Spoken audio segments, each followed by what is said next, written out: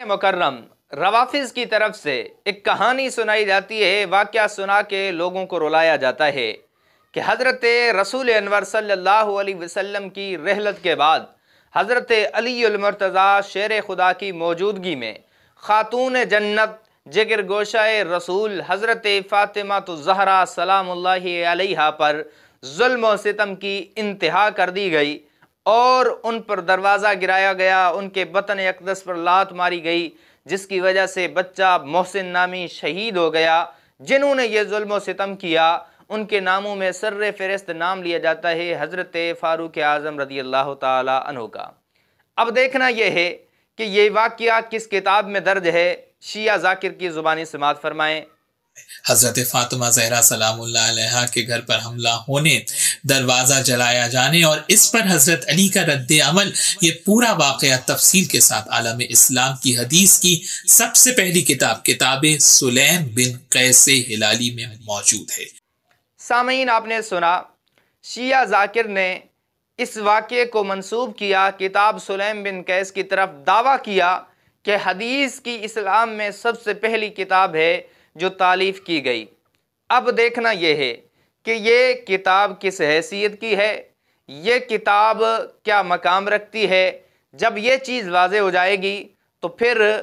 اس واقعے، اس کہانی کی حقیقت خود بخود واضح ہو جائے گی۔ میں آپ کے سامنے چند دلائل رکھتا ہوں جو اس سے واضح کر دیں گے کہ یہ کتاب کس مقام اور حیثیت کی ہے۔ کتاب سلیم بن قیس ہلالی کے مقدمے میں صفحہ نمبر 9 پر درج ہے، کما انا لابان بن ابی ایاس الناقل الوحید لہذا الکتاب ان مؤلفہ، کہ اس کتاب سلیم بن قیس کے راوی فقط ایک ہیں جس کا نام ابان بن ابی ایاش ہے، جنہوں نے اس کتاب کے مؤلف سے اس کتاب کو نقل کیا ہے۔ دوسرا، رافضی ذاکر کا دعویٰ تھا کہ یہ اسلام کی پہلی کتاب ہے۔ یہ بات اس کی درست ہے کہ یہ پہلی کتاب ہے، لیکن مسلمانوں کی پہلی کتاب ہے، یہ بات غلط ہے، کیونکہ یہ کتاب مسلمانوں کی نہیں، اہل تشیع کی ہے، جس کا اظہار انہوں نے اپنی کتابوں کے اندر کیا ہے۔ آپ کے سامنے کتاب ہے الکناء والالقاب، جو شیخ عباس قمی کی ہے، جو شیعوں کے بہت بڑے عالم ہیں۔ صفحہ نمبر 293 پہ لکھتے ہیں، لہو کتاب معروف وہو اصل من الاصول التی رواہ اہل العلم وحملت حدیث اہل البیت علیہم السلام، وہو، آگے لکھتے ہیں، وہو اول کتاب ظہر للشیعہ، کہ سلیم بن قیس کے ترجمے میں واضح کرتے ہیں کہ یہ وہ ہستی ہے جس کی کتاب سلیم بن قیس ہے، اور وہ شیعوں کے ہاں تمام اصول کی جڑ اور بنیاد ہے، تمام اہل بیت کی روایات کی بنیاد یہی کتاب ہے۔ آگے واضح لکھتے ہیں کہ یہ پہلی کتاب ہے جو شیعوں کے لیے ظاہر ہوئی۔ پتہ چل گیا یہ کتاب مسلمانوں کی نہیں، یہ کتاب اہل تشیع کی ہے۔ الفہرست ابن ندیم کے اندر صفحہ نمبر 307 پر ہے، وَهُوَ کتاب سلیم ابن قیس الہلالی المشہور رواہ عنہ ابان بن ابی ایاش لم یروہ عنہ غیرہ، کہ کتاب سلیم بن قیس ہلالی جو مشہور ہے، جس کے راوی ابان بن ایاش ہیں، جس کے علاوہ کوئی اس کا راوی نہیں۔ وَأَوَّلُ کتاب ظَہَرَ لِلشِّیَّةِ کتاب سلیم ابن قیس الہلالی، کہتے ہیں کہ یہ پہلی کتاب ہے سلیم بن قیس جو شیعوں کے لیے ظاہر ہوئی۔ اس سے بھی واضح ہوا کہ یہ مسلمانوں کی کتاب نہیں ہے، یہ اہل تشیع کی کتاب ہے۔ اب ان کا جو راوی ہے ابان بن ابی ایاش، اس کے متعلق مسلمانوں نے نہیں بلکہ خود شیعہ محققین نے کیا لکھا ہے آپ کے سامنے رکھتا ہوں۔ ابن فزائری کی کتاب الرجال ہے، جس کے صفحہ نمبر 36 پر ہے،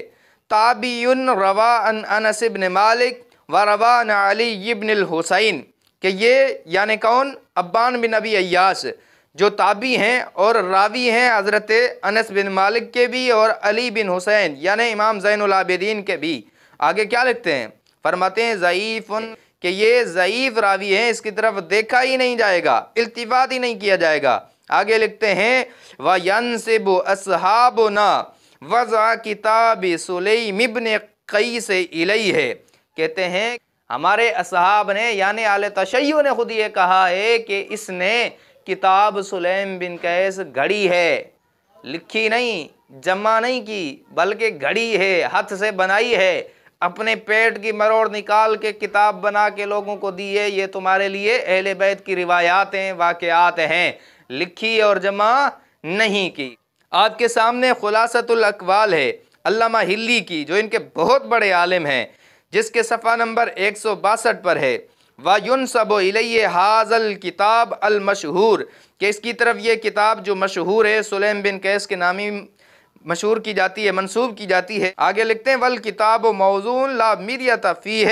وَعَلَى ذَلِكَ عَلَامَاتٌ تَدُلُّ عَلَى مَا ذَكَرْنَا، کہ اس کی طرف جو کتاب منسوب کی گئی ہے سلیم بن قیس موضوع اور من گھڑت ہے، لا مِرْيَةَ فِيهِ، اس میں شک کی گنجائش ہی نہیں ہے۔ آپ کہتے ہیں پھر ہم دلائل بھی ذکر کر رہے ہیں کہ جو اس کتاب کے موضوع ہونے پر واضح ہیں۔ اب دیکھیں یہ میں نہیں کہہ رہا، کوئی سنی عالم نہیں کہہ رہا، سنی محقق نہیں کہہ رہا، خود شیعہ محقق جو علامہ ہلی کے نام سے بہت بڑا دفاعی ہے اہل تشیع مذہب کا، وہ لکھ رہا ہے کہ یہ کتاب من گھڑت اور موضوع ہے۔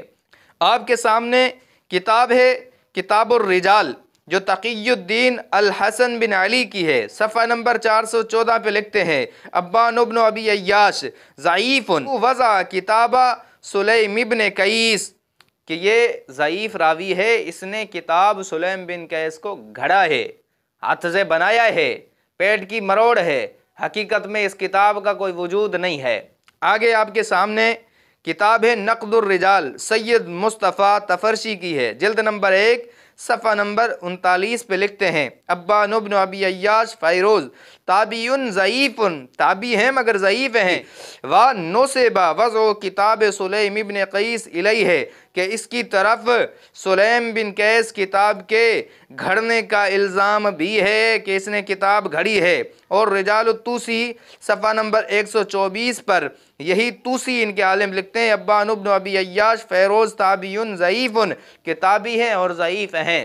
میں نے آپ کے سامنے چند دلائل رکھے ہیں صرف، ویسے کئی دلائل ہیں اس کتاب کے من گھڑت اور موضوع ہونے کے اوپر، لیکن ایسے دلائل رکھے ہیں جو شیعہ محققین نے اقرار کیا ہے کہ یہ کتاب گھڑی ہوئی ہے، اس کا راوی ضعیف ہے، اس کا راوی گھڑنے والا جھوٹ بولنے والا تھا جس کی حقیقت کوئی نہیں۔ جب یہ بات واضح ہو گئی کہ کتاب سلیم بن قیس الہلالی موضوع کتاب ہے، من گھڑت کتاب ہے اور اہل تشیع کی کتاب ہے، تو اس سے یہ بھی واضح ہو گیا چونکہ یہ واقعہ ظلم و ستم کی داستان والا اسی کتاب میں درج ہے، اس سے پہلے کسی کتاب نے ذکر نہیں کیا، تو پھر یہ واقعہ بھی اس کتاب کی طرح من گھڑت اور موضوع ہے۔ واضح ہو گئی یہ بات، جیسے شیعہ مذہب من گھڑت اور موضوع ہے، اس طرح یہ الزام بھی موضوع اور من گھڑت ہے۔